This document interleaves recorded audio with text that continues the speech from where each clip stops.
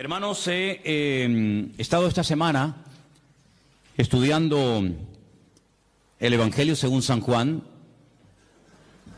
y me he quedado realmente sorprendido de la joya que tenemos en nuestras manos, sinceramente.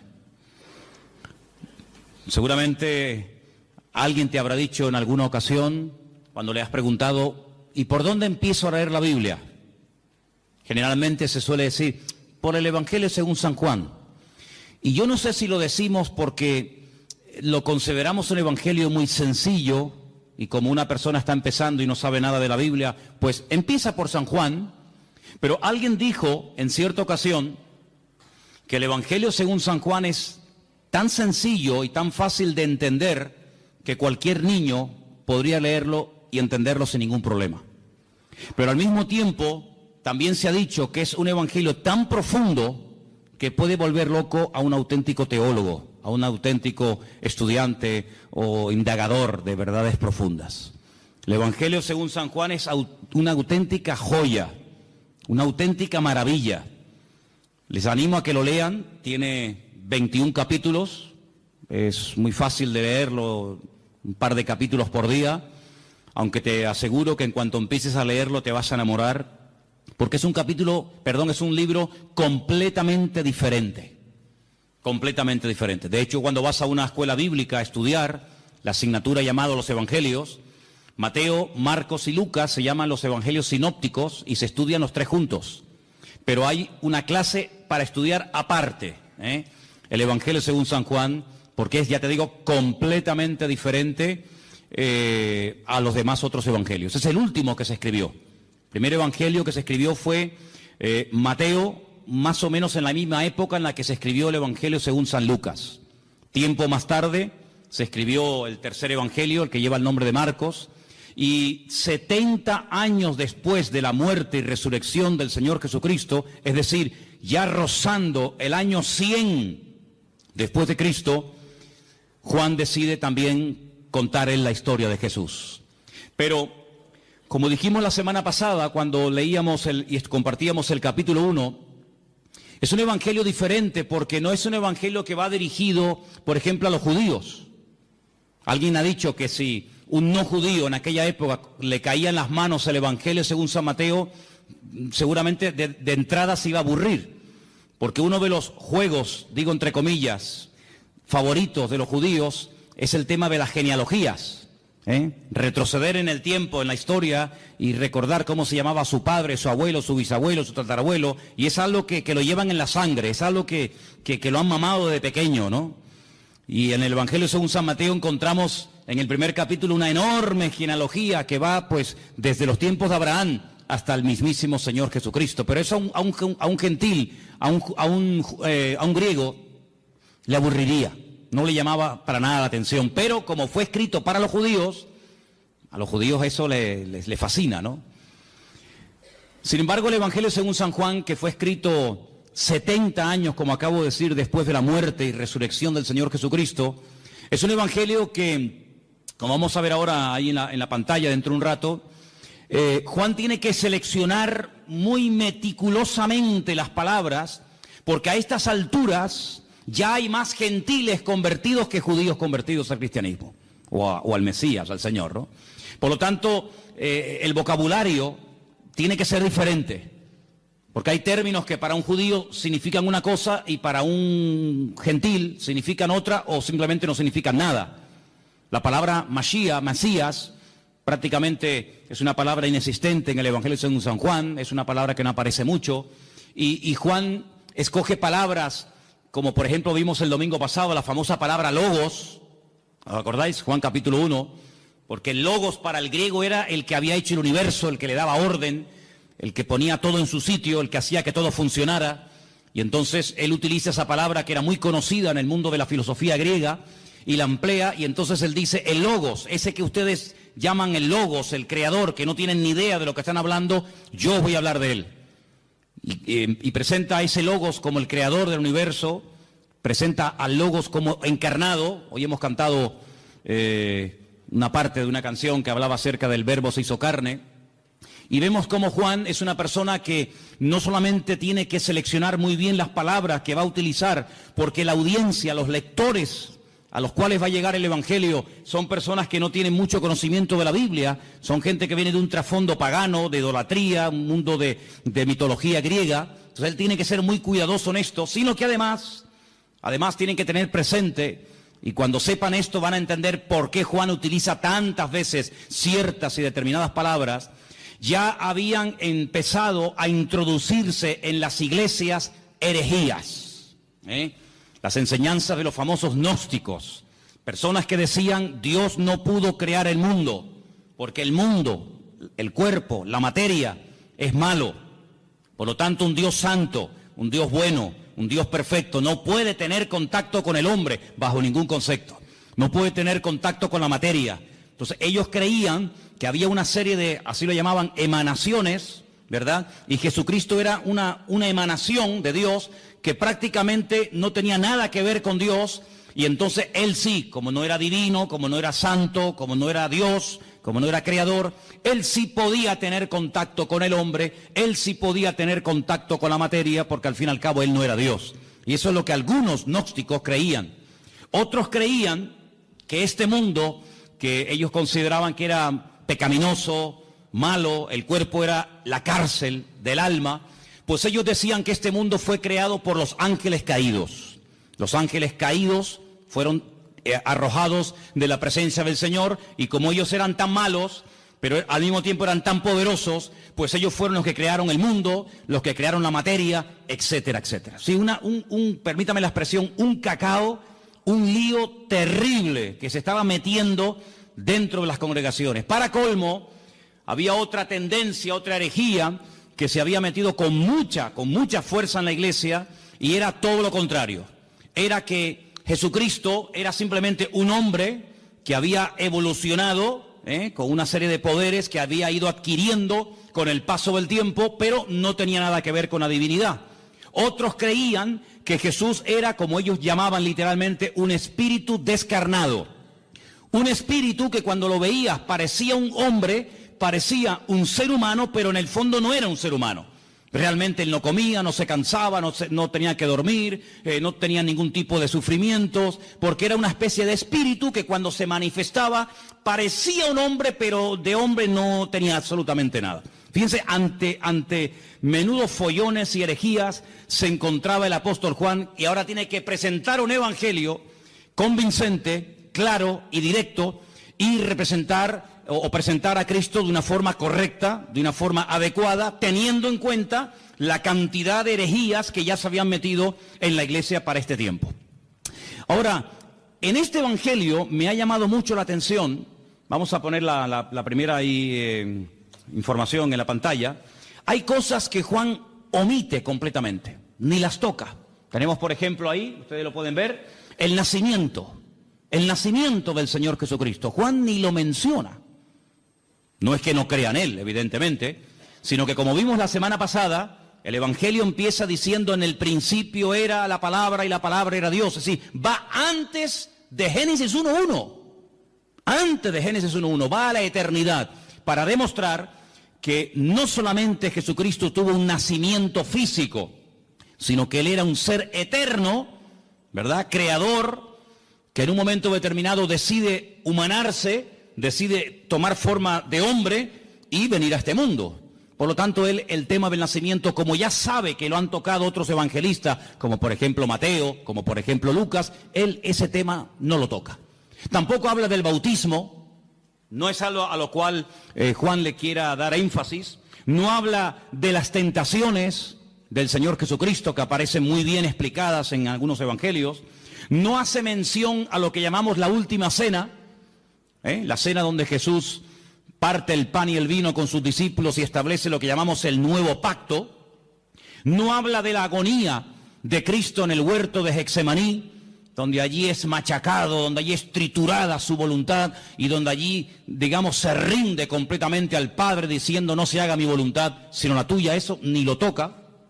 No habla tampoco de la ascensión de Cristo. Si quieres buscar ese tema, ese momento, en Juan no lo busques porque no lo vas a encontrar. Tampoco habla de parábolas, Por ejemplo, el Evangelio según San Mateo está lleno de parábolas. ¿Por qué? Porque él intenta presentar el reino de Dios, pero sin embargo Juan lo que intenta presentar al rey del reino de Dios, que es el Señor Jesucristo, por lo tanto no habla de las parábolas. Tampoco aparecen milagros de liberaciones de demonios. Incluso la palabra milagro, él la sustituye por una palabra que es la palabra moftim, en plural, que es la palabra señales. Y es la palabra que aparece, fijaros a dónde se remonta Juan. Juan era un hombre con un conocimiento de la palabra tremenda, tremenda. Él se remonta al llamamiento de Moisés, allí en Éxodo, capítulo 4, donde Moisés habla mal, Moisés dice, no me van a creer, no me van a oír, y entonces el Señor dice, no, yo te estoy diciendo que te van a oír, yo te estoy diciendo que te van a recibir, que tú vas a sacar a mi pueblo y lo vas a traer aquí, y tú estás diciendo que no.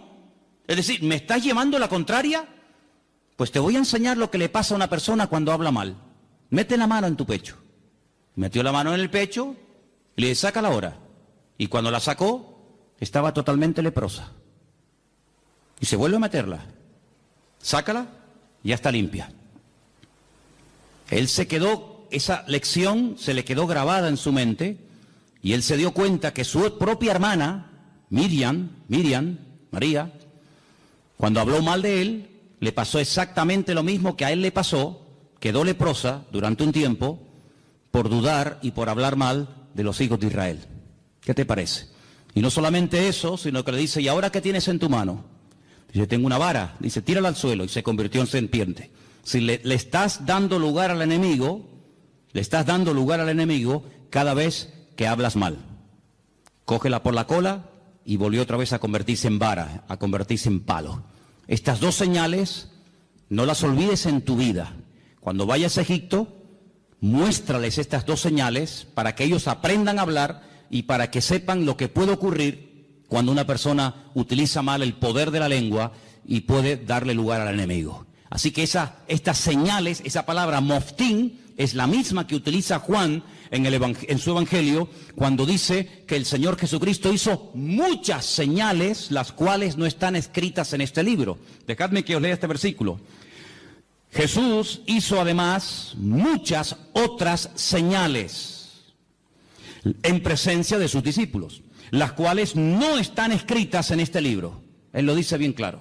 Todo lo que Jesús hizo, todo lo que el Señor enseñó, todos los milagros de Cristo no están escritos en este libro. Pero estas se han escrito para que creáis que Jesús es el Cristo, el Mesías, el Hijo de Dios, y para que creyendo tengáis vida eterna. Así que él emplea la palabra señales, y ahora después hablaremos un poquito de eso.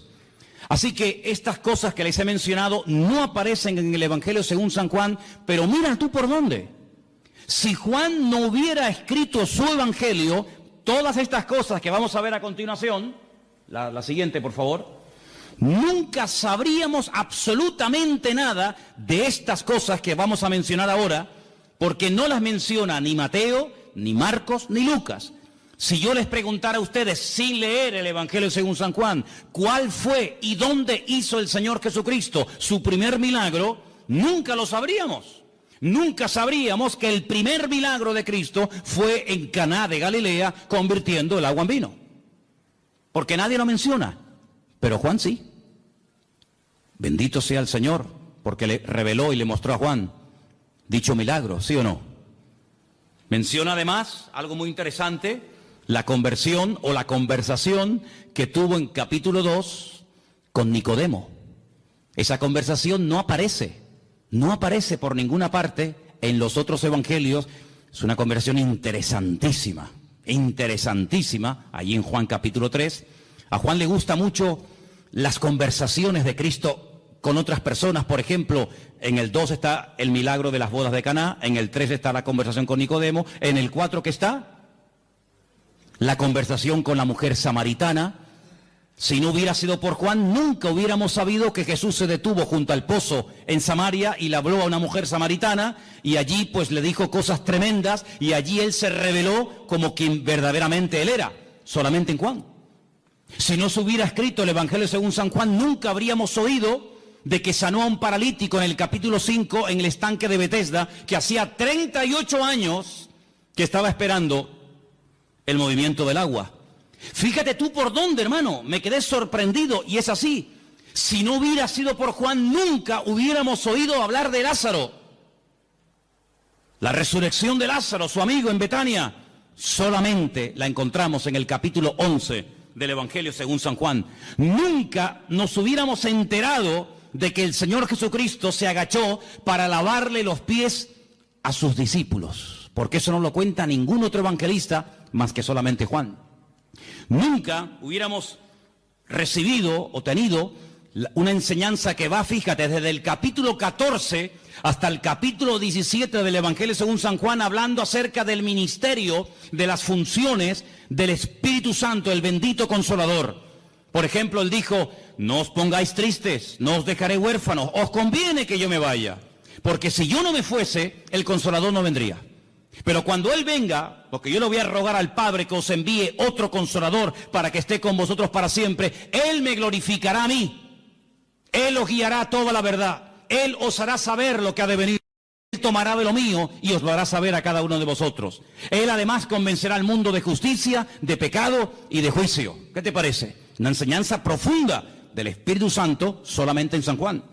Nunca habríamos oído el comentario despectivo, la crítica que Judas hizo cuando vio a una mujer que derramaba sobre él un vaso de alabastro con el nardo puro, aquel perfume, dice que se llenó toda la casa, y cuando él dice: qué desperdicio tan grande, haber derramado todo este perfume sobre el cuerpo de Jesús, qué desperdicio tan grande. Esto vale más de 300 denarios, un año entero de trabajo, total derramado sobre Cristo así, en un momento. Eso aparece en San Juan. Así que es un evangelio que nos da muchísima información, pero es un evangelio diferente. ¿Por qué? No solamente porque cuenta cosas que ningún otro evangelista contó, sino que los demás evangelistas, Mateo, Marcos y Lucas, nos hablan y se centran fundamentalmente en el ministerio de Jesús en el norte del país, en lo que conocemos con el nombre de Galilea. Él se quedó a vivir durante mucho tiempo en Galilea, sobre todo en la ciudad de Capernaum, el pueblo de Naún, y los evangelios, los tres primeros, nos cuentan lo que hacía allí. Pero sin embargo Juan cambia de escenario y comienza a hablarnos de cosas que Cristo hacía en el sur del país, en Judea y sobre todo también en la ciudad de Jerusalén. Ahora, es interesante porque en el propósito del libro que hemos leído esta tarde, Juan reconoce que todo lo que el Señor Jesucristo hizo, nunca ningún autor, ni él mismo, podía haberlo escrito. Hay, por ejemplo, un versículo muy interesante en San Juan, os lo leo, capítulo 21, que dice: hay otras muchas cosas que Jesús hizo. Estamos en el 21-25. Las cuales, si se hubieran escrito una por una, pienso que ni aún en el mundo cabrían los libros que se habrían de escribir. Por lo tanto, el Evangelio según San Juan es un pequeño resumen. No es una obra completa, una enciclopedia de la vida de Cristo, sino es simplemente un pequeño resumen donde Él, a propósito, toma o escoge 7 señales y las va a presentar y nos va a presentar a Cristo de una forma muy completa. Pero una cosa que llama mucho en el Evangelio según San Juan es lo observador y la tremenda memoria que Juan tenía. Hay cosas que se pierden con el tiempo, no nos acordamos de lugares, de nombres, cosas que ocurrieron. Sin embargo, vais a ver que Juan, por ejemplo, yo he hecho una lista de cosas que cuenta Juan que demuestran que tenía una memoria tremenda, pero aparte de tener una memoria tremenda, era un hombre muy observador. Por ejemplo, él dice que cuando aquel niño dio aquellos panes y aquellos peces para dar de comer a aquella multitud, ¿os acordáis del milagro, sí o no? Él dice en su evangelio, y por cierto es el único que lo dice, que aquellos panes eran panes de cebada. Qué curioso, ¿no? Son panes de cebada. No son panes de trigo, no son panes de maíz, no son arepas, ¿no? Sino son panes de cebada. Qué curioso, ¿no? Después dice, por ejemplo, que cuando el Señor en una de las ocasiones, calma la tempestad en el mar de Galilea, habían remado 5 kilómetros. Otros evangelistas dicen, después de haber remado un rato, Juan dice, no, un rato no, remamos 5 kilómetros. Qué curioso, ¿no? Después se da cuenta de que en el primer milagro en las bodas de Caná de Galilea, no solamente dice que Jesús dijo llenar las tinajas hasta arriba, sino dice que había 6 tinajas. No dice, bueno, había tinajas, sino las cuenta, porque si no las cuenta, ¿cómo lo sabe? 1, 2, 3, 4, 5, 6 tinajas había llenas de agua que después se convirtieron en vino. Es el único que menciona, fíjate qué detalle tan curioso, esto es una persona muy observadora, pero no solamente observadora, sino que además si no estás allí, tú no te enteras. Porque les quiero decir que el único que se la jugó y que fue valiente y que estuvo al pie de la cruz hasta que murió fue Juan. Y por eso él dice que hay un momento, mientras él está agonizando en la cruz, hay un momento en el que los soldados comienzan a decir, oye, la túnica que lleva puesta este hombre es buenísima. Es una pena romperla en pedazos y un trozo para ti y otro trozo para ti. ¿Por qué no nos rifamos y echamos suertes? Y dice la Biblia que echaron suertes y a uno le tocó y se la llevó. Eso solamente lo cuenta Juan, que se rifaron la ropa del Señor.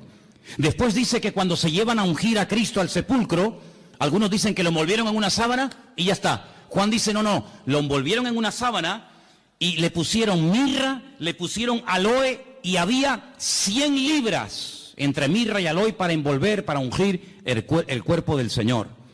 Es el único que dice que Nicodemo se llevó el cuerpo de Cristo para ungirlo.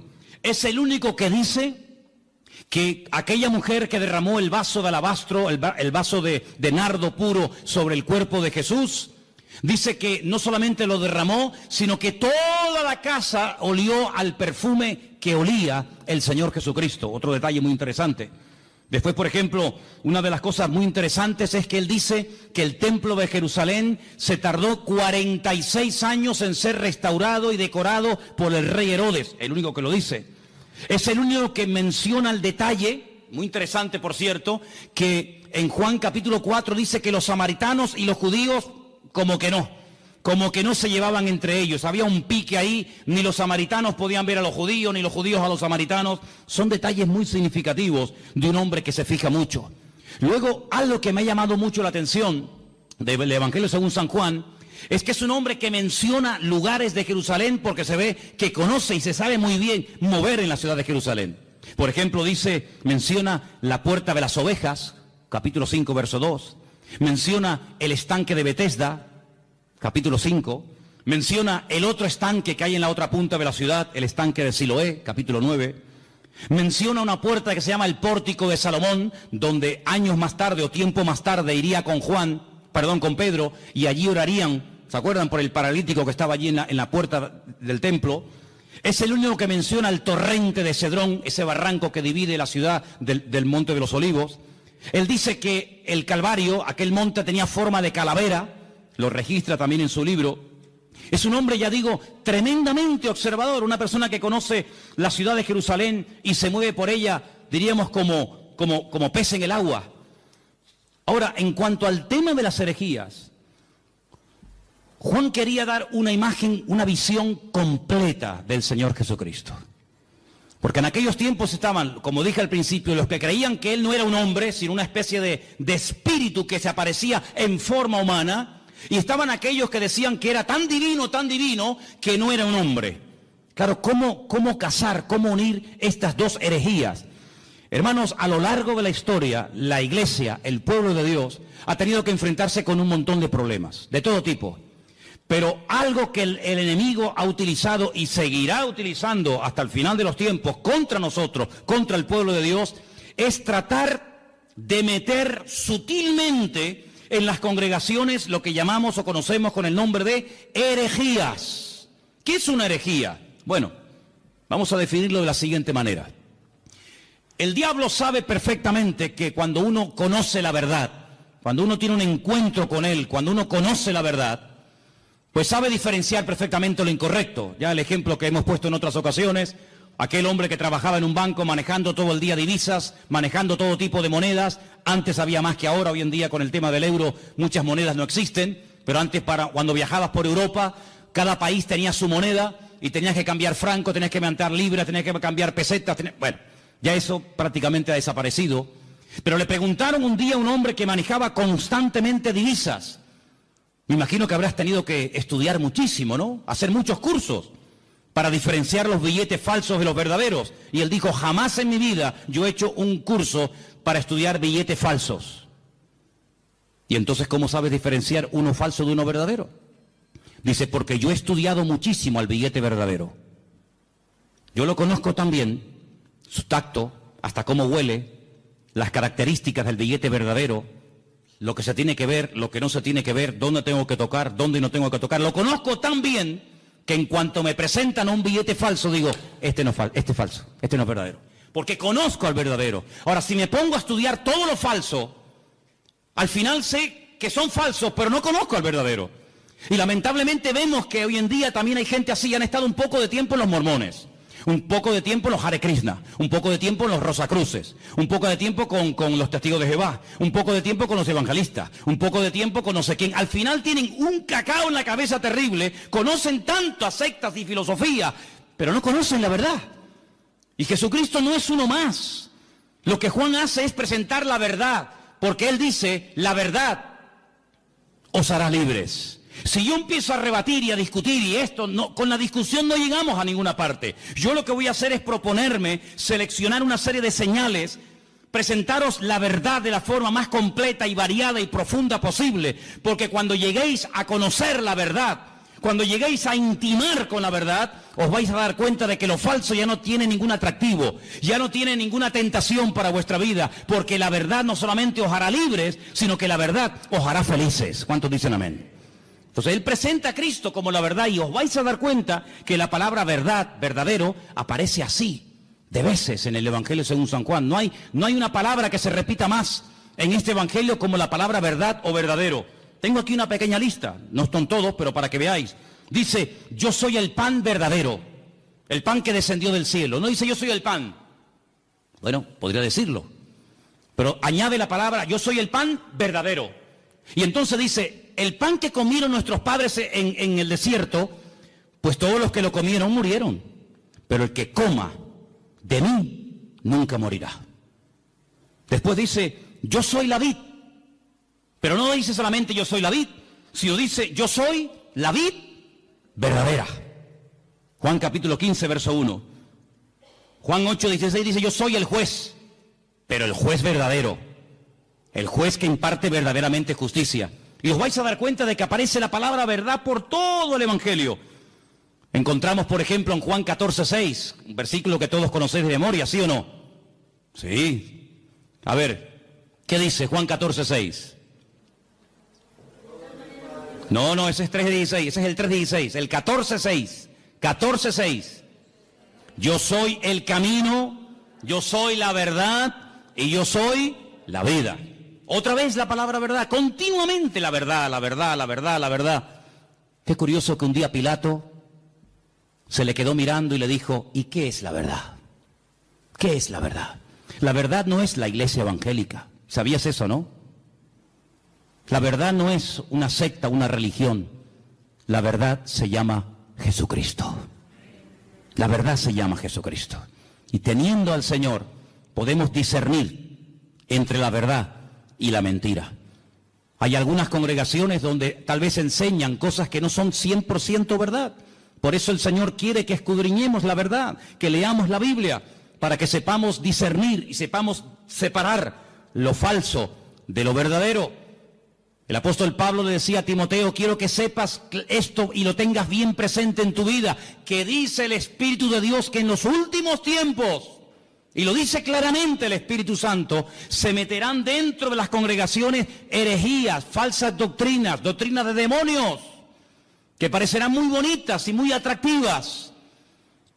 Pero para eso tenemos la palabra, para comprobar en todo momento si lo que en mi iglesia se está predicando es la verdad. Y el día que aquí no se predique la verdad, levántese y váyase. No se quede por amor a mí, no se quede por amor a los niños, no se quede por cariño a la hermana o al hermano tal. No, aquí no estamos para vernos las caras, aquí estamos para crecer y conocer y profundizar en la verdad, porque la verdad es la que nos hace libres. Y si se predica la mentira, pues lo lamento mucho y aquí no quiero estar ni un minuto de mi tiempo, porque la mentira esclaviza, la mentira es un veneno que le abrimos la puerta y va contaminando nuestra vida. Por lo tanto, compruebe siempre, traiga la Biblia a la iglesia, tome apuntes, escuche los mensajes, y si comprueba que algo no ha sido correcto, que le están enseñando mentiras, que le están manipulando la escritura, no haga caso. No haga caso, sea selectivo en esto. Jesucristo vino para darnos la verdad, para abrir nuestros ojos. Y la verdad se puede comprobar, no solamente experimentar, se puede comprobar. Y la misma Biblia que yo uso para predicar aquí en el púlpito, la tiene usted. Léala, escudriñela, memorízala. Y si ve que no coincide con la verdad, aquí tu tiempo se ha terminado, amigo. Estamos en este lugar para crecer en la verdad. ¿Cuántos dicen amén?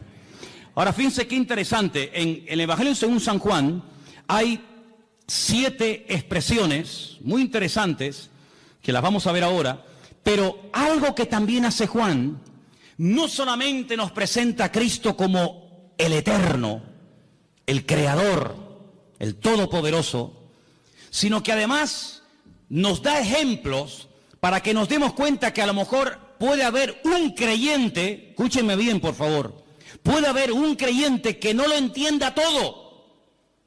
Pero tenemos que tener paciencia con el que no lo puede entender o aceptar todo. Si yo pusiera, vamos a poner un ejemplo, ¿no? Si tuviéramos este salón ahora mismo dividido en dos, tuviéramos este salón dividido en dos, tenemos en el centro, más o menos, ¿no? Tenemos en el centro una especie de cristal, de prisma, y proyectamos un rayo de luz desde ese lado, en dirección al prisma. Todos los que están a mano izquierda verían solamente un rayo de luz, pero todos los que están a mano derecha verían 7, en 7 colores diferentes. Si yo les pregunto a los de la mano izquierda, ¿ustedes qué están viendo? Y me dicen, un rayo de luz. ¿De qué color? Blanca. ¿Seguro que veis uno solo? Contarlo bien, sí, uno solo. Vosotros, hermanos, ¿qué estáis viendo? Pues estamos viendo 7 rayos de 7 colores diferentes. Pero ¿cómo puede ser que unos vean 7 y otros vean 1? ¿Quién está viendo la verdad? Todos.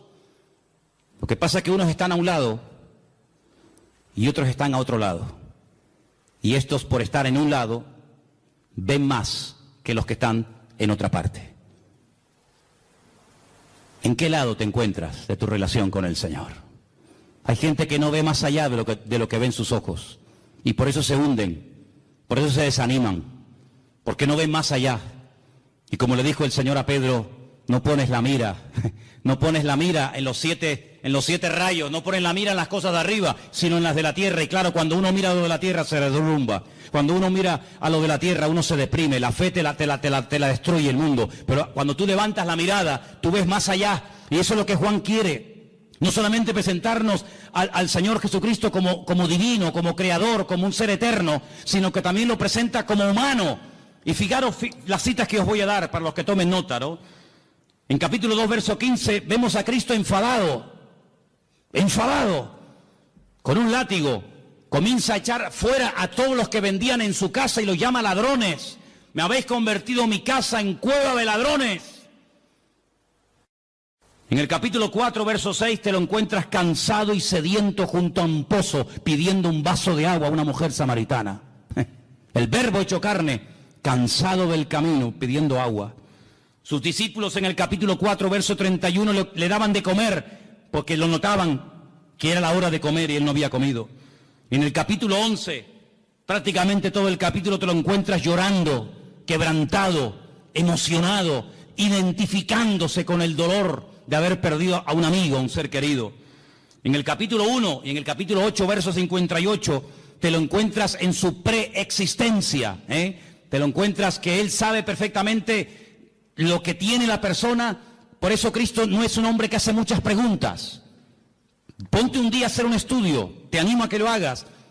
Empieza a buscar en la Biblia cuántas preguntas Cristo hacía. Generalmente muy pocas. Y la pregunta es ¿por qué? ¿Por qué Jesús no preguntaba cosas a la gente? Porque Él tiene todas las respuestas. Porque Él sabe todas las respuestas. Nosotros para saber ciertas cosas tenemos que preguntar, ¿y cómo fue? ¿Y dónde no fue? ¿Y quién estaba? ¿Y quién no estaba? ¿Y estabas tú? ¿No estabas tú? ¿Y fue arriba? ¿Fue abajo? ¿Era de noche? ¿Era de día? Tenemos que hacer muchas preguntas. Él no hace apenas preguntas, porque Él tiene todas las respuestas. Encontramos en el capítulo 17, verso 5, a Jesús. Lo encontramos diciendo que Él tuvo gloria con el Padre. La misma gloria que tenía el Padre, Él la tenía. Y lo encontramos bajando del cielo en el capítulo 6. Pero fíjate tú qué interesante. Encontramos al Señor Jesucristo cansado, lo encontramos al Señor Jesucristo pidiendo agua, lo encontramos dormido en una barca y al mismo tiempo diciéndole a aquella mujer, 5 maridos has tenido y el que ahora tienes no es el tuyo. Diciéndole a uno, he aquí un verdadero israelita. Y le dice, pero si nunca nos hemos visto, dice, yo te vi a ti cuando estabas debajo de la higuera. Y cuando te lo encuentras en el Evangelio según San Juan diciendo, yo soy antes de Abraham. Yo existo antes que Abraham, el patriarca. Y le dicen, ¿tú? ¿Pero cómo vas a ser tú antes que Abraham si tú no tienes ni 40 años? Y él les dice, os aseguro que yo soy antes de Abraham. Y yo te digo, no lo dice la Biblia, pero yo también te digo que hasta Abraham habló con el mismísimo Señor Jesucristo. Y el Señor Jesucristo habló con el mismísimo patriarca Abraham. ¿O quién te crees que era Melquisedec? Melquisedec, Melech Tzadik, el rey de justicia, sin genealogía, sin padre, sin madre, sin principio de fin ni de días. Allí estaba el Señor, dándole pan y vino al patriarca Abraham, y el patriarca Abraham dándole los diezmos a Melquisedec, el rey de Salem, el rey de justicia. ¿Qué te parece? Ahora, a lo largo del capítulo, a lo largo del libro del Evangelio según San Juan, encontramos en 7 ocasiones al Señor Jesucristo utilizando la expresión anojí. En hebreo hay 2 formas de decir yo. La habitual, la común, la que se suele utilizar siempre, la que todo el mundo usa es aní. Aní, yo, aní. Pero cuando Dios dice yo, generalmente Él utiliza otro yo que no lo utiliza el ser humano. Es el yo, el pronombre personal, primera persona, que utiliza Dios, y es anojí. Anojí es yo cuando habla Dios y aní es yo cuando habla un ser humano. En el Evangelio según San Juan encontramos 7 anojí. Juan 6:48, anojí lejen haim, yo soy el pan de vida, el pan verdadero. Anojí or haolam, Juan 8:12, yo soy la luz del mundo. Encontramos al Señor diciendo, yo soy la puerta de las ovejas, Juan 10:7. Encontramos en Juan 10:11 diciendo, yo soy el buen pastor. Lo encontramos en Juan 11:25 diciendo, yo soy la resurrección y la vida. Lo encontramos en Juan 14:6 diciendo, yo soy el camino, la verdad y la vida. Y lo encontramos en el 15:1 diciendo, yo soy la vid verdadera. Y todas las veces que dice eso, dice anojí, anojí, anojí. Por eso la gente se quedaba diciendo, pero ¿qué está diciendo? Hoy en esta iglesia ha habido algo impresionante que a mí me ha impactado muchísimo. Y es que se ha cantado y se ha pronunciado el verdadero nombre de Dios. El nombre que habéis pronunciado esta tarde en esa canción, que después la vamos a cantar al final, otra vez más, es el verdadero nombre de Dios. Y ese nombre tiene que ver con la existencia, tiene que ver con la existencia misma. Nadie le ha dado existencia a Él le da existencia a todas las cosas.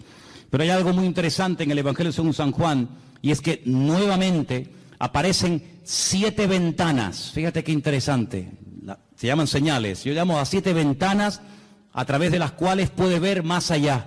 Porque algo que tenemos que tener presente, y Juan lo hace de una forma muy sutil, pero muy bien presentada, es que cuando te habla de un milagro, cuando te habla de algo que hace el Señor, Él te deja como en puntos suspensivos para que tú pienses y veas que no solamente es un milagro, algo que ocurre en un momento puntual del tiempo, sino que es una señal, es una forma de indicarte que detrás de ese milagro hay una manifestación de la gloria de Dios. De hecho, hay momentos en los que el Señor Jesucristo dice que los milagros que hacía no los hacía tanto por la compasión o porque le daba pena al pobrecito paralítico o el pobrecito ciego, sino que la palabra que se emplea en el Evangelio según San Juan detrás de cada señal o milagro es: esto fue hecho, esto se realizó para la gloria de Dios. Porque un milagro no es algo que solamente suple la necesidad en el momento de una persona, Una persona está leprosa, ¿qué quiere? Pues que se sane la lepra. Una persona está poseída por demonios, ¿qué es lo que quiere? Ser libre de esta atadura espiritual. Una persona no ve y Jesús, ¿qué quieres que te haga? Pues quiero ver, o no puedo caminar, levántate y camina. Sino que el Señor va más allá de la necesidad temporal de la persona. Esto lo hago para la gloria de Dios. Cuando lo dicen los discípulos en Juan capítulo 9, ¿y este hombre que no tiene ni ojos, que están huecas las cuencas, no tiene el globo ocular, este hombre, esto es algo terrible. Esto no es normal que una persona nazca con las cuencas de los ojos vacías. El padre tuvo que cometer un pecado terrible, ¿no? Y este es el castigo de Dios, o él mismo. Y Jesús le dijo, ni una cosa ni otra. Este hombre nació así, sin posibilidad de ver. Si a este hombre ni operándolo, el mejor oftalmólogo del mundo no podría devolverle la vista a este hombre, porque este hombre no tiene globo ocular, está hueca, no tiene nada. Yo solamente he visto a un hombre en toda mi vida así. Ciegos hemos visto todos y de vez en cuando pues vemos a algún ciego, pero solamente vi a un hombre en la puerta de Damasco en Jerusalén hace unos cuantos años atrás. Lo vi y me llamó tanto la atención porque tenía la cuenca de los ojos hueca, vacía, no tenía el globo ocular. Así era el problema de este hombre.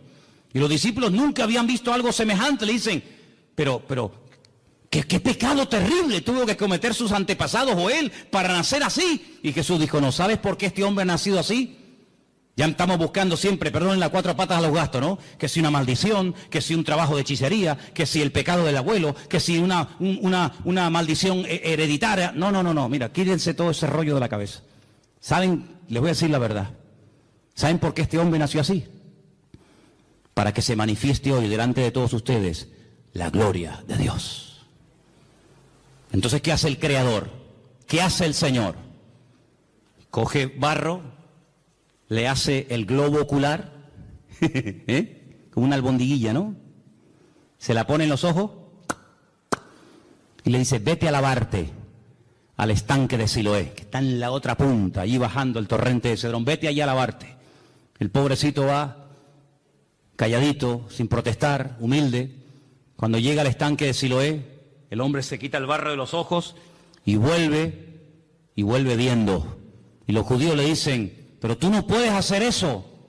Hoy es Shabbat, no se puede quebrantar el Shabbat. Y dice, ¿cómo que no? El que me dijo, el que me untó los ojos con barro, él fue el que me dio la orden, discutan con él si quieren. Ese hombre es un pecador, le dicen, es un pecador. ¿Un pecador? Pues menudo pecador, porque ustedes siendo tan santos y tan religiosos, nunca me solucionaron mi problema, y este que ustedes dicen que es un pecador, me ha mandado a lavarme al estanque de Siloé, y regreso viendo. Y nunca, le dice el ciego a estos religiosos, nunca se ha oído en la historia, y se ve que conoce la Biblia, nunca se ha oído en la historia que un pecador, que un hombre malo, le haya dado la vista a un ciego. Y además solamente os digo algo, yo solamente sé que antes era un ciego y que ahora veo. Y llaman a los padres y entrevistan a los padres, le dicen, ¿este es vuestro hijo? Dice, sí. Dice, ¿cómo recobró la vista? Y los padres dicen, no sé, pregúntenle a él tiene edad suficiente, tiene 40 años, pregúntenle a él. Y ahí empieza un tira y una floja, que si sí, que si no, que si se puede, que si no se puede. Hermano, el cumplimiento de un mandamiento no evita o no nos impide que cumplamos otros. Si yo por cumplir con un mandamiento me olvido de que la Biblia no solamente tiene uno, sino tiene cientos de mandamientos, estoy cometiendo una gravísima equivocación. Estoy haciendo un sobreénfasis sobre algo que ni siquiera prohíbe la Biblia. Y este hombre al final, con un humor tremendo, le dice, ¿será que me estáis preguntando tantas cosas porque también ustedes se quieren convertir en discípulos de él? Y le dicen, nosotros no tenemos necesidad de convertirnos ni ser discípulos de nadie. Y lo echaron de la sinagoga, dice la Biblia. Lo echaron. Claro, cada vez que lo veían en el culto, amigo, era un testimonio. Y Jesús se lo encuentra al día siguiente, le dice, ¿qué te pasó? Y le dice que me echaron de la sinagoga. No me dejan congregarme. Se enfadaron contigo. Y le dice Jesús, ¿tú crees en el Hijo del Hombre? ¿Tú crees en el Mesías? Dice, ¿y quién es ese? Dice, yo, el que estoy hablando contigo. Dice, claro, Señor, ¿cómo no voy a creer en ti? Increíble, ¿eh? Todo esto lo cuenta San Juan. Si no fuera por este hombre, si no fuera por este evangelio, nos hubiéramos perdido cosas tremendas. Pero sobre todo algo que me llama la atención, que yo creo que Juan lo hizo a propósito. Lo dejó para el final, y quiero que lo leamos en esta tarde. Es el capítulo 21, donde se produce algo que ni Mateo, ni Marcos, ni Lucas jamás contaron. Yo no sé si les dio vergüenza o por respeto, no lo sé, pero nunca fueron capaces de tocar este tema. Pero otra vez encontramos una característica típica del Evangelio según San Juan, y son las conversaciones que tiene con distintas personas. Lo vimos hablando con la samaritana, lo vimos hablando con Nicodemo, y ahora vamos a ver a Jesús en el capítulo 21, casi al final del libro, hablando con un discípulo. Capítulo 21, Jesús se aparece a sus discípulos. Qué interesante. Después de esto, Jesús se manifestó otra vez a sus discípulos junto al mar de Tiberias, y se manifestó de esta manera. Qué interesante, ¿no? Estaban juntos, cuenten, Simón Pedro, Tomás el Didimo. ¿Qué significa el Didimo? ¿O el Dídimo? ¿Qué significa? Significa el gemelo. Tomás era hermano gemelo de otro. Natanael, el que era de Caná de Galilea, los hijos de Zebedeo, hijos, hablan plural, ¿quiénes eran? Juan y Santiago, y otros dos de sus discípulos. Simón Pedro les dijo, voy a pescar. Ellos le dijeron, vamos también nosotros contigo. Fueron y entraron en una barca, y aquella noche no pescaron nada, nada. Toda la noche, para arriba, para abajo, echa la red aquí, echa la red, nada. Cuando ya iba amaneciendo, fíjate tú, amaneciendo ya, se presentó Jesús en la playa, mas los discípulos no sabían que era Jesús. Estaban cansados, estaban reventados, toda la noche pescando. Además, cuando tú estás pescando, los que habéis ido alguna vez a pescar, cuando uno está pescando, las horas se te pasan volando, disfrutas que no veas. Pero cuando estás hecha y no pican, es aburridísimo, estás hasta de mal humor. Les dijo Jesús, hijitos, ¿tenéis algo de comer? Ellos le respondieron, no, no tenían ni para comer. Increíble. Jesús les dijo, echad la red a la derecha de la barca y hallaréis. Entonces la echaron y ya no la podían sacar por la gran cantidad de peces. Qué milagro, ¿eh? Así, en segundos, lo que no hicieron en toda la noche. Verso 7. Entonces aquel discípulo a quien Jesús amaba, le dijo a Pedro, es el Señor. Es el Señor, esto solamente pasa por la mano de Dios. Es el Señor. Simón Pedro, cuando oyó que era el Señor, se ciñó la ropa, porque se había despojado de ella, se echó al mar y se echó a nadar hasta la orilla. Y otros de sus discípulos vinieron con la barca arrastrando la red de peces, pues no distaban de tierra sino como unos 200 codos. Y al descender a tierra, vieron brasas puestas y un pez encima de ellas y pan. ¿Se han preguntado alguna vez, ¿y de dónde sacó el Señor este pez? No tenía red, no tenía caña. El Señor no necesita nada de esto. Seguramente le habrá dicho a uno, para el fuego. Y hace, no hay problema. Jesús le dijo, traed de los peces que acabáis de pescar. Y fíjate qué curioso, otra vez lo que os dije al principio, qué observador es este hombre. Otro hubiese dicho, había un montón de peces, Manolo, un montón, pero fíjate lo que dice Juan. Subió Simón Pedro y sacó la red a tierra llena de grandes peces, y podía haber puesto el punto y ya está. Pero Juan dice, no, la red estaba llena, y Juan los tuvo que contar, hermanos. Tuvo que fijarse, porque si no, o esto es una mentira, o de dónde sacó este dato. Es que él estaba allí, y él dice, la red estaba llena, pero había 153. Y aún siendo tantos, la red no se rompió. Recuerda que el versículo 11 dice, grandes peces. Grandes peces, 153. Bueno, ¿y por qué no fueron 205, 89, 34? ¿Por qué 153? ¿Y por qué lo dice? ¿Será que esto es una forma de rellenar un texto? Siempre hemos dicho y hemos enseñado que en la Biblia no sobra nada. Amén, hermanos. Todo tiene una razón, todo tiene una explicación. El idioma hebreo es alfanumérico. Las letras son números, los números son letras. Juan hace así y dice 153. Juan es judío, Juan no es canario, no es alemán, no es latinoamericano. Juan es judío. Juan ve letras y al momento ve números. Ve números y ve letras. Es la mentalidad. Está en el chip del cerebro del judío. El judío hace así y ve una palabra y sabe cuánto suma la palabra. Porque cada letra es un número y cada número es una letra. Y él en San Juan, en el libro del Apocalipsis, no me voy del tema, pero solamente un ejemplo. En el libro del Apocalipsis, él dice, cuidado hermanos, aquí hay sabiduría. El que lee, entienda. Os voy a dar un dato en clave. Pero ustedes que saben lo que estoy diciendo me van a entender. Cuando venga el anticristo, cuando venga ese hombre perverso, su nombre o el número de su nombre es 666, 666. Claro, hay muchos nombres que coinciden. Por ejemplo, otro día cuando les comentaba el tema, cuando decide Shechem ben Hamor, Siquén hijo de Amor, suma 666, curiosamente. Pero Juan es un hombre, como buen judío, que conoce el tema de las letras y de los números. Y él te está dando el valor numérico del nombre de ese político de los últimos tiempos. Pero ahora, volviendo a Juan 21, te dice 153. Y al momento él sabe lo que significa 153. Claro, el que no sabe esto, vos dices, bueno, pues 153. No, espérate. Anoji Elohim. Si pusiéramos aquí en una pizarra la palabra Anoji Elohim, yo soy Dios, suma 153. Es decir, esta es la firma, amigo.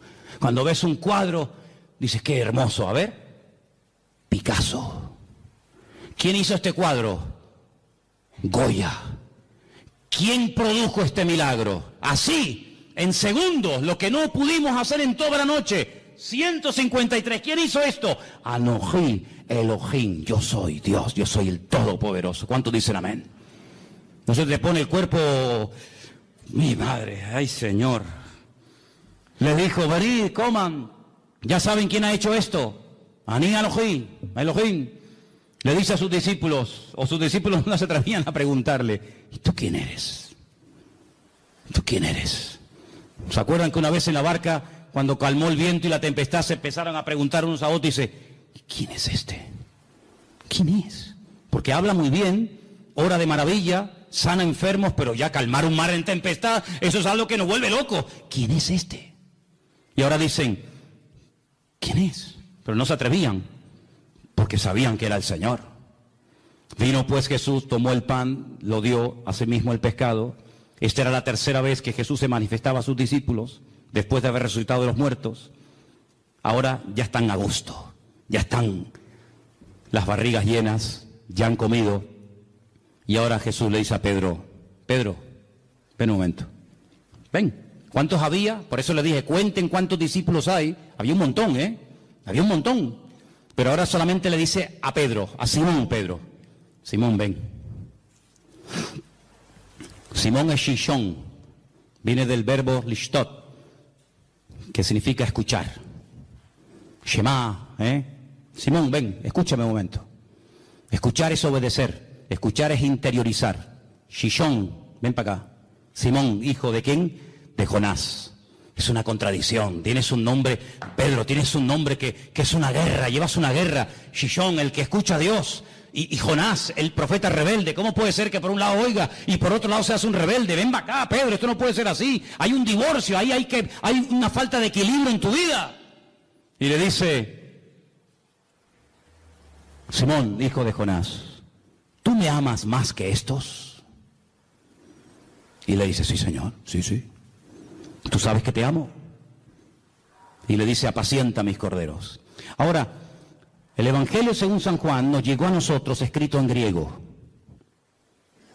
En el griego hay 3 palabras para definir la palabra amor. Ágape, eros y fileo. En el texto griego se aprecia lo que en español, no sé en alemán, pero en español no se aprecia. En español es me amas y me amas. Y la respuesta es tú sabes que te amo, tú sabes que te amo, tú sabes que te amo. No notas ahí un juego de palabras, pero aquí hay mucho más que eso. Jesús le dice, Simón Pedro, ¿tú me agapeas? Y Simón Pedro le responde, sí Señor, yo te fileo. No, yo no te estoy preguntando eso. Yo te estoy preguntando si tú me agapeas, si tú me amas a mí como yo te amo a ti. Con ese amor perfecto, ese amor de Dios. Y Pedro le dice, sí Señor, tú sabes que yo te fileo, tú sabes que yo te amo como un amigo. Pero es que yo no te estoy preguntando si tú quieres ser mi amigo. Yo no te estoy preguntando si yo te caigo bien. Yo te estoy preguntando si tú darías la vida por mí, porque tú sabes que el amor que yo tengo por ti es que de tal manera amé al mundo que di mi vida por el mundo. Entonces yo te estoy preguntando si tú me amas a mí como yo te he demostrado amarte a ti. Y Pedro le dice, Señor, tú sabes que yo ahí no llego, tú sabes que yo te fileo, pero yo no te agapeo. Y entonces al final, cuando el Señor ya se lo pregunta 3 veces, y Pedro capta la idea, y Pedro se da cuenta por dónde van los tiros, le dice en versículo 17, Pedro se entristeció. ¿Por qué? Porque Pedro reconoció que no podía llegar al nivel que el Señor le está pidiendo. Entonces, ¿qué le confiesa? Tú lo sabes todo. Tú sabes que yo soy un petardo como persona. Yo he fallado, he metido la pata. Menosprecié a todos estos, dije que no te iban a traicionar, que no te iban a vender, que te iban todos a abandonar, pero yo no. Y al final resulta que que no abre la boca, pero que estuvo allí al pie de la cruz, es el que estuvo, y resulta que yo te estaba negando delante de los romanos. Tú lo sabes todo, tú sabes que yo no doy la talla, tú sabes que te negué, tú sabes que no estuve contigo como tenía que estar, pero tú lo sabes todo. Y el Señor, que mira el corazón, y no mira solamente el fallo o el tropiezo accidental, sino mira el corazón, la nobleza de esa persona, le dice, apacienta mis ovejas. Porque de cierto te digo, cuando eras más joven, te ceñías, ibas a donde querías, mas cuando ya seas viejo, extenderás tus manos, te ceñirá otro y te llevará a donde tú no quieras. Y esto dijo, dando a entender con qué muerte había de glorificar a Dios. Y dicho esto, añadió, sígueme. Vemos en el Evangelio según San Juan, ¿te imaginas que hubiera terminado en el capítulo 20? ¿Te imaginas que hubiera terminado en el capítulo 21, verso 14? Que el Evangelio terminara así, lee el 14. Esta era la tercera vez que Jesús se manifestaba a sus discípulos y después de haber... Cerramos el Evangelio y todos estaríamos tan contentos, ¿sí o no?, de tener un Evangelio maravilloso. Pero gloria a Dios por el capítulo 21. Porque el capítulo 21 nos muestra que el Señor Jesucristo se va a Galilea, va a buscar, claro, pero es que el Padre también buscó al hombre que le falló. Adán, ¿por qué te escondes? ¿Dónde estás? Y ahora el Hijo, buscando a Pedro, llamándolo, como llamaba el Señor, el Padre, el Creador, el universo, llamaba al primer hombre. Ahora es el Hijo, ¿verdad?, buscando a Pedro para restaurarlo, para darle otra oportunidad, para ponerlo otra vez en primera línea, para decirle, apacienta mis corderos, y además te voy a dar un premio increíble, Pedro. Te voy a dar la mejor jubilación que se le puede dar a un predicador en toda la historia. Y el premio es que te voy a dejar morir como yo morí. Menudo premio, ¿no? Te voy a dar el privilegio de morir crucificado como yo. Y así me vas a glorificar a mí. ¿No dice que me amas? Pues si me amas hay que demostrarlo, amigo. Y así murió Pedro. Así murió Pedro. Pero antes fue restaurado. Y antes fue un hombre que se volvió a acercar al Señor. Entonces el Evangelio según San Juan, vemos a Cristo como el Creador, como el Verbo hecho carne, divino, total y absoluto, sin ningún tipo de limitaciones, ninguna. Pero al mismo tiempo lo vemos compasivo, lo vemos extendiendo la mano al necesitado, lo vemos identificándose y acercándose con gente que en aquellos tiempos nadie jamás se acercaría a una persona. Cuando los discípulos lo ven hablando con una mujer, dice, no puede un hombre, y más un judío, hablar en público con una samaritana. Pero el Señor está allí. Entonces, amados hermanos, encontramos en el Evangelio según San Juan el amor de Dios manifestado. Y si esto fuera poco, cuando Juan hace así, te dice, ahora te voy a decir cómo es el Señor. Juan capítulo 2, convierte el agua en vino, en buen vino, el Señor de la calidad. Juan capítulo 4, lo vemos al Señor sanando, vete a tu casa, tu criado está sanado, el Señor del espacio. Lo vemos en el capítulo 5, ¿cuánto tiempo llevas ahí? 38 años, levántate y anda, el Señor del tiempo. Juan capítulo 6, multiplicando los panes y los peces, lo poco hace mucho, el Señor de la cantidad. En el 2 era la calidad, en el 6 es la calidad. En el 6 lo vemos al Señor calmando la tempestad, el Señor por encima de la creación no lo domina, la creación se somete al Creador, a Él, al Eterno. En el capítulo 9, ¿quién pecó, este o su padre? La mala suerte, la desdicha, no, este milagro es para la gloria del Señor. Capítulo 9, el Señor de la gloria. Y el examen final, capítulo 11, déjalo como está, ya huele. 4 días lleva ahí dentro, no mueva, deja las cosas como están. El Señor dice, ¿no te he dicho que si crees verás la gloria de Dios? Capítulo 11, yo soy la resurrección y la vida, y ahora lo voy a demostrar. Lázaro, sal fuera. Y Lázaro salió fuera porque es el autor de la vida. Y con estas 7 señales, son 7 ventanas a través de las cuales puede ver lo grande que es nuestro Dios. ¿Necesitas algo? Seguro que en una de estas señales te sientes identificado. Seguro que en una de estas 7 ventanas donde Juan proyecta la gloria y la majestad y la singularidad del Señor, te sientes identificado y puedes apropiarte de cada una de ellas. Porque el Señor Jesucristo no termina en el Evangelio según San Juan crucificado, agonizando dentro de una tumba, comido por bichos, por gusanos, no. En el Evangelio según San Juan el Señor Jesucristo termina vivo, resucitado de entre los muertos. Y por eso dice en uno de los Evangelios, no busquéis entre los muertos al que vive, porque Él ha resucitado. ¿No es una maravilla el Evangelio según San Juan? ¿Sí o no? Dar un aplauso al Señor en esta tarde y léelo durante toda la semana. Gózate, aleluya. Disfruta de este Evangelio. Es una maravilla tenerlo en nuestras manos. Cierra tus ojos, por favor. Cierra tus ojos ahí donde estás. Bendito sea el nombre del Señor. Qué regalo tan maravilloso el Señor nos hizo. Qué regalo tan extraordinario. Bendito sea Dios. Muchas cosas hizo el Señor, sí. Juan lo dice, pero si crees en estas que te acabo de contar, tendrás vida eterna en su nombre. Y en esta tarde, Señor, te damos gracias porque hemos conocido la verdad y la verdad nos ha hecho libres. Aleluya. Gracias, Señor. Gracias. La verdad no se puede comprar con dinero. No nacemos conociendo la verdad. La verdad tiene nombre, hay que buscarla. A veces la verdad cuesta encontrarla porque buscamos en caminos equivocados. Pero cuando buscamos adecuadamente, la verdad sale a la luz. Y si buscas la verdad, búsquela en las páginas de la Biblia.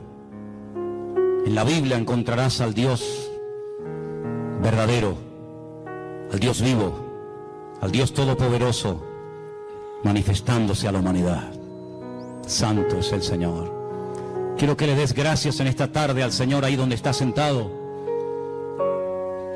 por tener el privilegio de tener la verdad en tu corazón, en tu vida.